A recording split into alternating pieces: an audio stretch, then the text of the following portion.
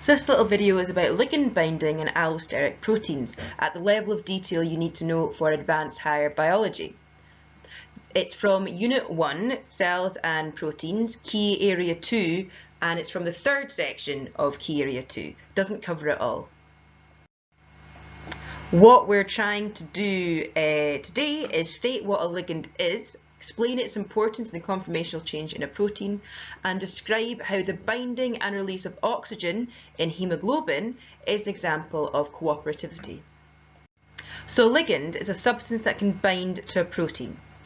Now, any of the R groups in the amino acids of that protein that aren't involved in folding are available for binding to ligands. Now, the binding sites on the protein will have a complementary shape and chemistry to that of the ligand. So hopefully you're thinking back to higher biology and Nat 5 biology when you're thinking of the substrate of an enzyme binding to the active site of the enzyme. So that would be the substrate would be the ligand, and it's going to be a complementary shape and chemistry to that of the active site of the protein. So we've come across this theory before. So when a ligand actually binds to the binding site on the protein, it triggers a conformational change in that protein, which of course means that the functionality of the protein changes as well. Now, if we look at this diagram here, it's an ion channel, okay? So it's basically channel proteins. Now, when we've got our ligand here, just floating around, and it's not bound onto our channel protein, onto our receptors, the channel is closed. You can't get through. But as soon as our ligand binds onto the receptors here, we've caused a conformational change and therefore a functional change because we've allowed the opening of this channel, which of course allows our ions to come through. Now, allosteric proteins are proteins that have binding sites that will trigger a reaction somewhere else on that protein. They're spatially distinct sites. So if we look here at our allosteric inhibition, we've got an inhibitor here that binds onto our enzyme, and then it changes the shape of the active site, meaning the substrate can no longer bind. But you can also get allosteric activation, because the allosteric inhibition looks a lot like and is non-competitive inhibition that you looked at higher biology. But they don't have to just be inhibitors, they can be activators as well. Okay, and we're going to call this positive modulation. These are positive modulators. So if we have our activator binding onto our allosteric site here, it actually changes the active site to the correct shape to allow the substrate to come in. So you can have inhibitors or activators. So allosteric proteins often have more than one binding site. Now, what happens is when one substrate comes and binds to an active site, it actually increases the affinity of the other active sites for binding to different substrate molecules. Now remember, affinity is the word for the attraction. So when one substrate comes and binds to an active site, the other active sites have a greater attraction to those substrate molecules. And this is really important because this means that the activity of that enzyme is going to vary greatly when we change substrate concentration. Now, when we looked at the quaternary structure of protein, we found out that some proteins are made up of different subunits of polypeptide chains that come and stick together.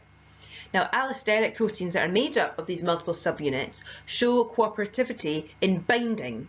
What we mean is that the affinity of binding, the binding of one subunit, can actually alter the level of attraction to the binding of the active site to the substrate of the other subunits. Now, if we look here, we've got this protein there, and we've got all these active sites here are open.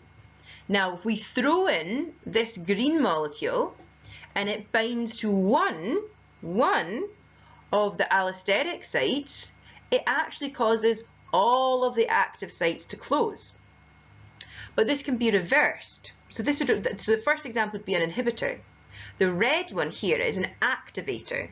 Okay, so if we've added our activator into it, we've got the situation where all the active sites are closed, the activator comes in, binds to an allosteric site, and now all the active sites have now opened in all the subunits. So even though we're only targeting one allosteric site, it then triggers a conformational change in all of the active sites. Now I've actually started using these terms, allosteric site, already, but I just want to maybe introduce it now because I don't think I made it clear earlier. So allosteric proteins have an active site and an allosteric site. Okay, so the active site is about the binding of a substrate, and then the allosteric site is about the binding of another molecule that could be activating it or inhibiting it. And we call these molecules modulators. So modulators regulate the activity of the enzyme. So in the top instance, we've got a negative modulator. It is decreasing the activity of this protein. But in our bottom example, we've got a positive modulator, which is increasing the activity of this protein. Okay? Because our positive one, when it binds, it causes the active sites to open. But our negative modulator, when it binds, it causes the active sites to close. Now this occurs because following the binding of a modulator, the conformation of the enzyme changes. So therefore, the affinity of the active site to the substrate changes. So remember, the affinity is the attraction. Okay, so modulators are either going to increase the attraction of substrate to active site or decrease the attraction to substrate or active site. Positive modulators will increase it and negative modulators will decrease it. So with our positive example down here, we've got a distorted active site, then our positive modulator comes along, and now we've got our active site that's got a high affinity for our substrate, so they can bind together. Sorry, it's a fly there. On the other side, we've got our negative modulator, where we have a nice active site that has a high affinity for the substrate, but then when our negative modulator binds, it distorts the active site and the substrate can no longer bind to it. It's got a low affinity for the substrate. So we're just going to summarise what we've talked about so far, and this is the point that my pupils in the class usually stop to take notes. Just want to pause for 1 second though. You might have noticed I've completely changed outfits and completely changed hair. It is a new day. You might also notice this, and I feel I should point out because some of you might wonder, I banged my head quite hard this morning. So if you look here, I've got a big egg head. Please try and ignore that for the rest of this video. Right, ligand binding. A ligand is a substance that can bind to a protein. R groups that are not involved in protein folding can allow ligands to bind. Binding sites will have complementary shape and chemistry to that ligand. And as a ligand binds to a protein's binding site, there's a conformational change in that protein. This change in conformation will obviously give a functional change as well.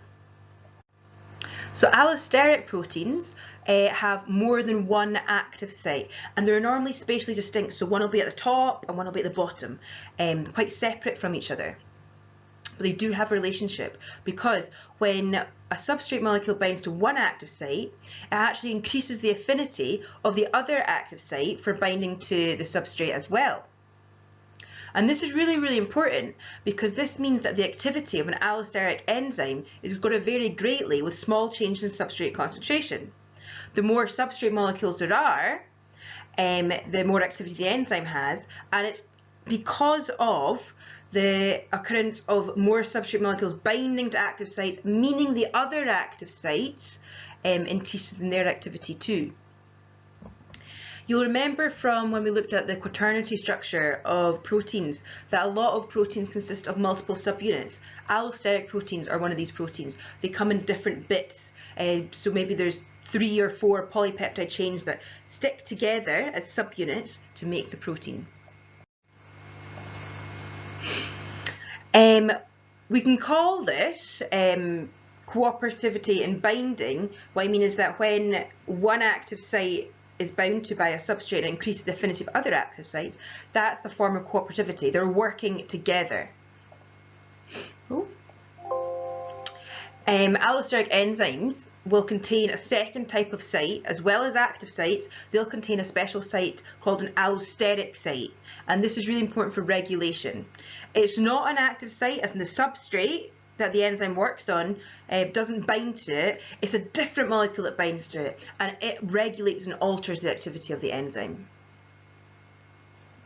As I said, modulators will be the ones that regulate it, and remember we had positive and negative modulators. Our positive modulators increase the enzyme's affinity for the substrate, so that's when a molecule comes and binds on the allosteric site and the active site becomes a much better shape for the substrate molecule, whereas a negative modulator, we might know it as an inhibitor, a negative modulator will come and bind to the allosteric site and it reduces the enzyme's affinity, so it changes the shape of the active site and distorts it, so it's not the same shape as the substrate. Now we're going to look at a protein called hemoglobin in greater detail to try and put some of the things that we've talked about into context. We'll discuss cooperativity first. As a reminder, even though we just heard about it, cooperativity is the binding of one substrate molecule to an active site, causing the remaining subunits to increase their affinity to the substrate. So it changes the other active sites to activate them more, make them ready for the substrate. This happens in hemoglobin. So the binding and release of oxygen in hemoglobin shows cooperativity. Hemoglobin is made of 4 subunits, and each subunit has its own active site. And when oxygen comes in and binds to one active site, it actually makes the other active sites more able to collect more oxygen, so it increases their affinity. Now if we look down here, I'll get myself a pen, we can see the 4 subunits of hemoglobin. Now this hemoglobin molecule is empty, and notice the shape of the active sites. They're all quite narrow, okay? Then when we pick up, the hemoglobin picks up one oxygen molecule, notice there's a change in the shape of active sites. They open up more, they become more available. And this makes it easier for the hemoglobin to pick up oxygen, as we see when we go along this arrow here. That's cooperativity. The binding of one active site increases the affinity of the other subunits in hemoglobin to pick up oxygen. They're working together. Now I want you to have a look at this oxygen dissociation graph. If we look here, up the y-axis is the fractional saturation, and that basically means how much oxygen is on the hemoglobin. It goes from 0, which means no oxygen, and then 1 means the hemoglobin's full, so all 4 of the oxygen binding sites are taken up. And along the bottom we are looking at the parcel pressure of oxygen. Okay, so that was a bit of a wonky line there. So we've got low pressure here, high pressure there. So not much oxygen in the environment, and then lots of oxygen in the environment. So I want you to pause this graph and have a little look at what the graph's actually telling you here. Right, so let's talk about the oxygen dissociation curve. Right, what we've got going on, if we look at the start of the graph here, we have got low oxygen pressure and low fractional saturation. That makes sense, not much oxygen, so we're not going to have much oxygen on the hemoglobin. Then we look at the other side, high pressure of oxygen, oh look, lots of oxygen on the hemoglobin, not a surprise. But the thing is, it's not a linear relationship, it's a curve, okay? And that tells us something. That's actually evidence of cooperativity, because here we've got a steep-ish line and gradient, and then it gets steeper. That steepness, that change in the gradient tells us something's happening. And the reason it gets steeper is because once the first oxygen molecule is loaded into one of the active sites on the hemoglobin, the other active sites open up more and become available. So they are filled up faster. Okay, so it's not linear. It kind of it's a slow. It's like, oh, the oxygen comes in, then the other active sites are open, and boom, the oxygen is filled into the rest of the active sites. And then of course it levels off because there's no more active sites available for the oxygen. Now we're going to look at some of the abiotic factors and see how that affects hemoglobin's activity, looking at our oxygen dissociation curve. pH and temperature will both affect the activity of hemoglobin, which isn't a surprise because we know that it's going to affect the bonding and interactions between the amino acids, so we might start to denature our protein. Right, effect of pH first of all. Have a look at our graph here. It's the same one before. Oxygen pressure, hemoglobin, oxygen saturation. The blue line is the normal, so at pH 7.4.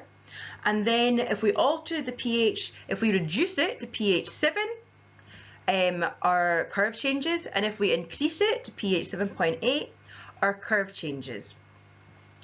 Now, if we decrease, so if you move more towards the basic side, although of course pH 7 is neutral, but if we decrease the pH, we actually decrease the affinity for oxygen. Because look, our line is lower, meaning it's much lower than the other lines, meaning that it's holding a lot less oxygen. Okay? If we increase the pH, we actually increase the affinity for oxygen. So our line shifts to the left. It means that we're picking up oxygen faster when we actually increase the pH.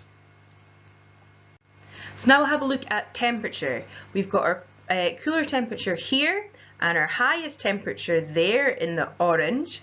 And you'll notice that the cooler temperature, the line goes up much faster. It's a steeper gradient, meaning that the hemoglobin fills up, becomes saturated with oxygen. Okay. Now, this shows us that decreasing the temperature increases the affinity for oxygen. Now, if we increase our temperature, we are decreasing the affinity for oxygen because it takes longer to reach our 100% saturation. We've actually got to increase the pressure of oxygen by a great deal compared to our coolest temperature for it to actually get anywhere close to 100% saturation. So decreasing temperature increases affinity for oxygen, and increasing temperature decreases the affinity for oxygen, meaning that those active sites aren't suiting the shape and chemical nature of the oxygen as well as they are when they're at a decreased temperature. So, a decrease in pH or an increase in temperature lowers the affinity for hemoglobin to bind to oxygen.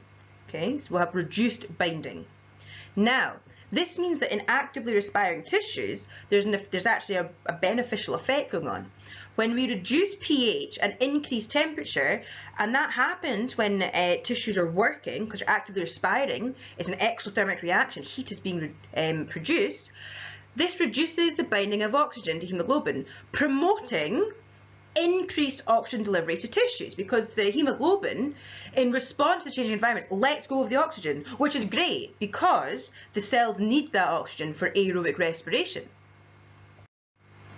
So now we'll do a little summary, and as normal, pause it if you need to, if you want to make your notes. So, hemoglobin. The binding and release of oxygen in hemoglobin shows cooperativity. Changes in the binding of oxygen at one subunit alter the affinity of the remaining subunits for oxygen. That is the evidence of cooperativity. A decrease in pH or an increase in temperature lowers the affinity of hemoglobin for oxygen, so binding is reduced. And this is important for actively respiring tissues because it will reduce the binding of oxygen to the hemoglobin, so the hemoglobin will release it, promoting an increased oxygen delivery to tissues. So hopefully that's helped you understand some bits of key area 2 from Unit 1 in Advanced Higher Biology. Just as a reminder, although we did cover quite a lot, this is only a little bit of Part C of key area 2. You should hopefully be quite confident with what a ligand is and explain its importance in the conformational change in a protein, and be able to discuss some of the things we talked about in the context of oxygen binding to hemoglobin. Okay, well, see you guys later. Bye.